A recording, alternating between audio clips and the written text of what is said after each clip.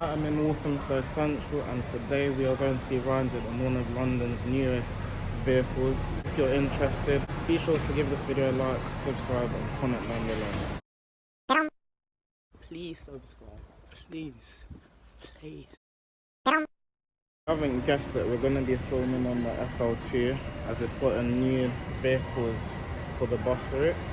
The hybrids, the H cities that it was using, they've been displaced. I think they're going to go over to the 329 and replace the Enviro 400 that'll be a news on it. So today we're going to have a ride on them, see what they're like, and I don't know exactly if they're London's newest vehicles. Don't quote me on that, but to my knowledge at the moment they are, like the newest ones brought into service.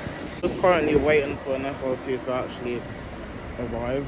There's two in the stands. I don't know when they're ready to go, but I'm just filming some overlay shots and then we'll get on board once it's ready to go.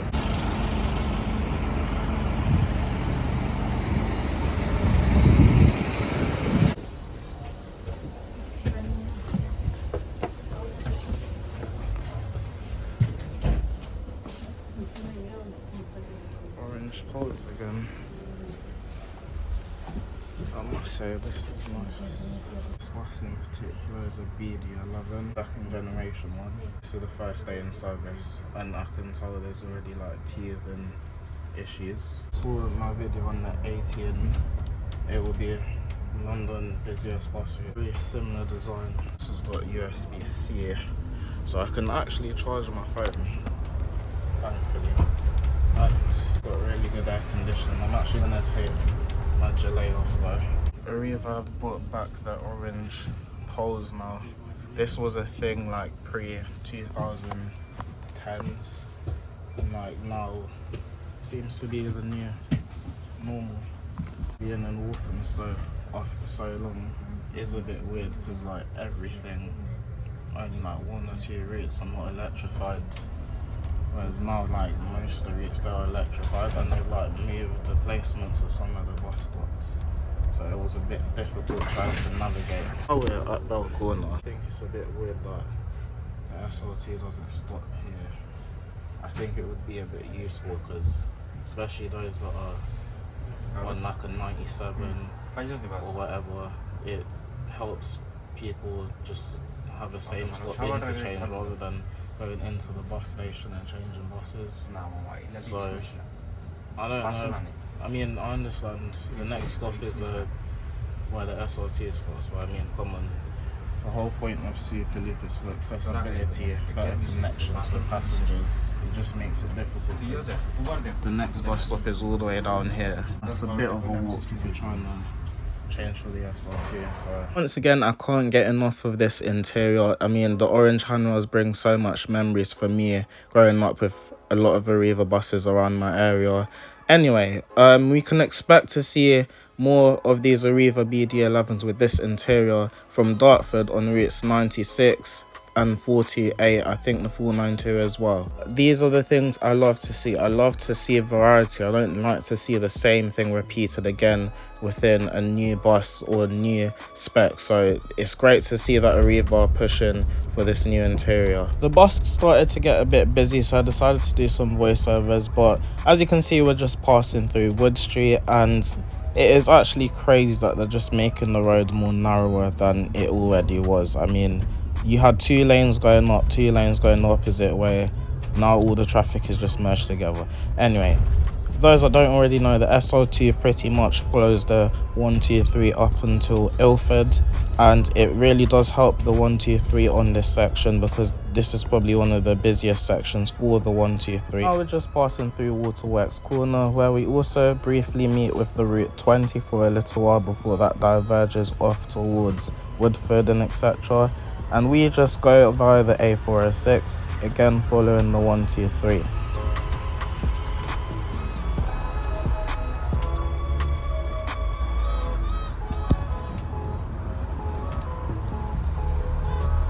Also on this section of the route is where you can see the full potential of the SL2, where buses can get up towards their top speed.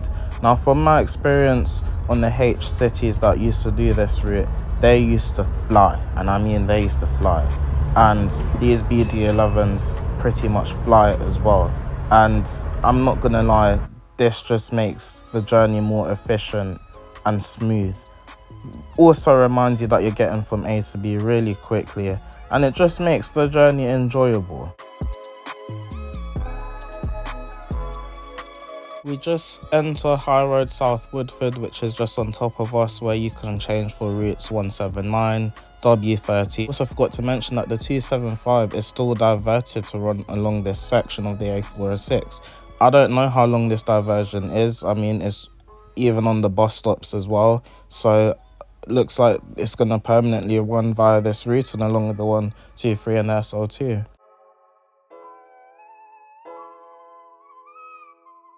So we're just passing through Charlie Brown's roundabout, where the 179 joins us along this stretch towards Ilford, and you can see a couple 123s bunching up here as well.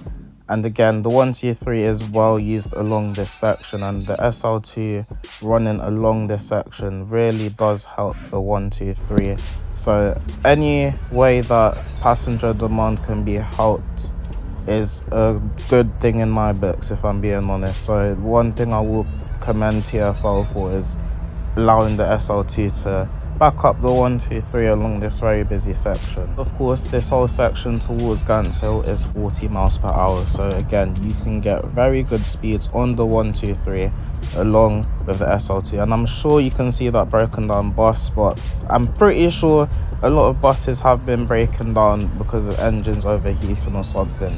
This has got to be due to the hot weather that we've been receiving the last few weeks.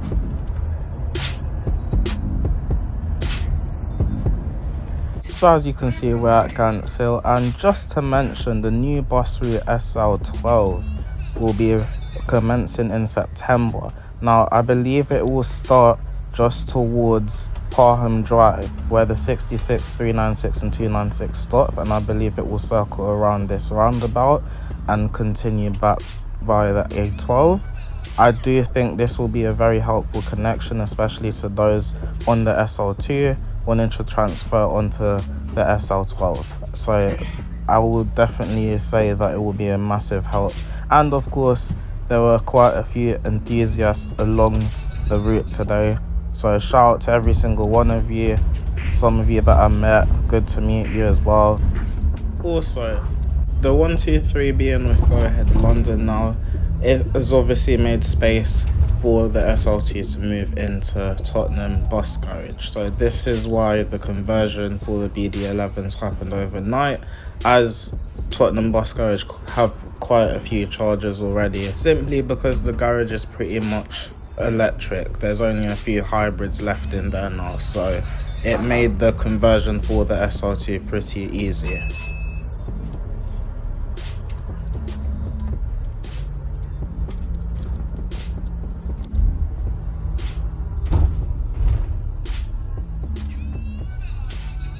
So as you can see, we are on the home stretch towards Ilford, and I must say this is where the SL2 starts to get busy.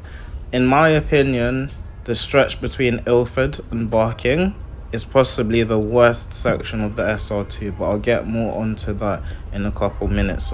But here is Ilford Station, a major interchange point for the SL2, many bus routes you can change over to, connections towards the Elizabeth line, very good interchange spot. That's two.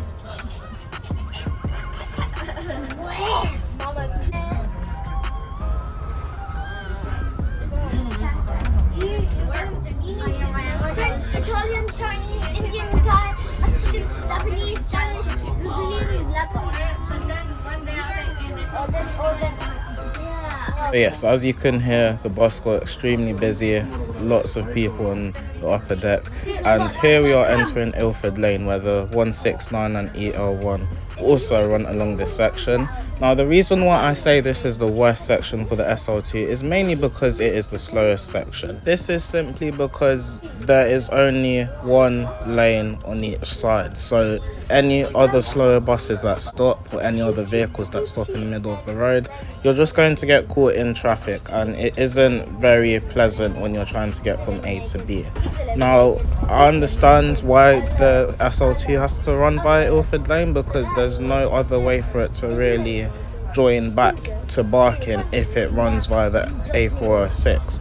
Otherwise, it will have to skip out of Barking town centre in order to continue on to North Woolwich. So TfL didn't really have a choice with this, so I can understand why it has to run via Ilford Lane. I mean, with no traffic, it's amazing, but with any bit of traffic, it is hell. Time's over. And anyways, guys, by the way, time's over because we're already in Barking. You were entering Barking Station, where you can also change for numerous routes, along with numerous train services, C2C, London Underground District Line, Hammersmith and City, as well as the Suffragette Line. Guys,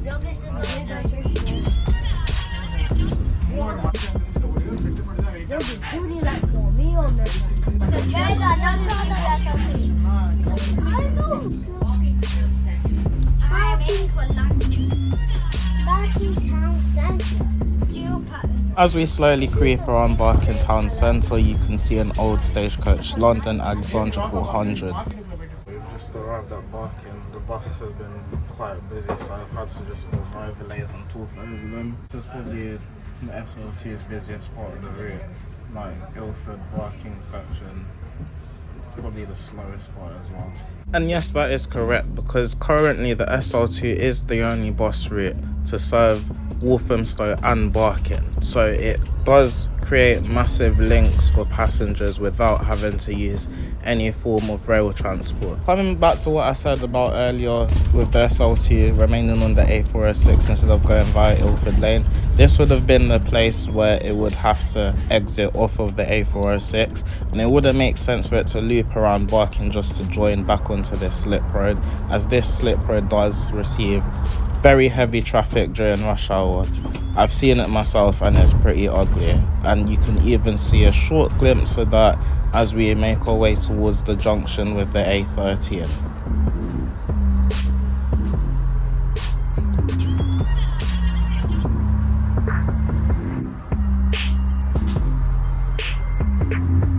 As we patiently wait our turn to cross the A13 junction, we enjoy some lovely views by planes leaving London City Airport, and this section along the SL2 routing is a little non-stop section between Barking and Galleons Reach, and I think the iBus has finally been updated for that bus stop where the SL2 is the only one to serve it, and you can alight there to change towards Galleons Reach shopping centre, and I must say it is probably quite a bit of a walk away.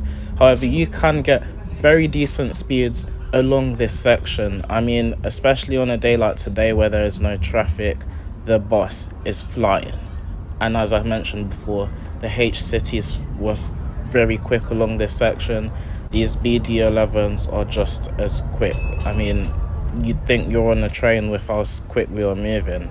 But it's nice to see people actually using this bus stop that the SL2 only serves. But I mean, it is a major connection, and it saves the bus from having to actually go into Galleons Reach to loop around.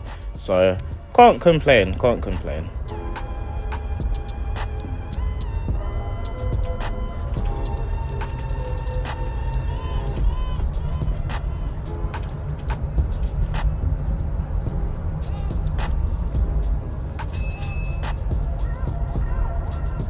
As we speed along this intersection towards Galleons Reach, we slowly make our way towards the bus stop for the University of East London Docklands campus. But I actually didn't realise how close it was to Galleons Reach station. I mean, shoot, the big giveaway is the DLR's tracks above. Anyway, we shortly make our way past the famous bridge where you can see the runway towards London City Airport, and we are greeted by some beautiful views. if I'm being honest, this is one of the best sections of the SL2's route. I mean, come on, just look at that. Just look at that. Absolutely beautiful, especially on a sunny day like today. You just can't go wrong with these type of views. I mean, come on. Like, just look at that.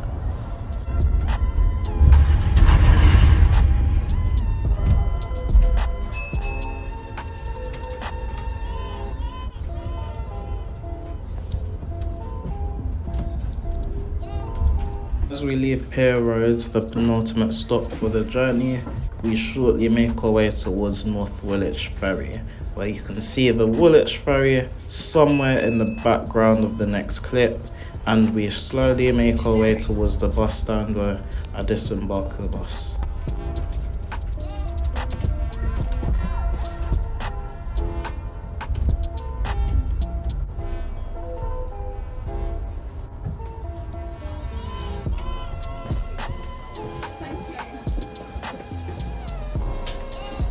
Thank you.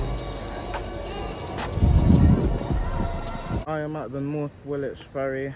The ferry is just behind me over here, and I've just gotten off the SL2, which is back there. The route is a busy route. Quite a few people do use it.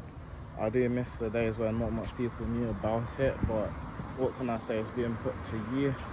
And I'm probably going to get back on it to Barking and head home.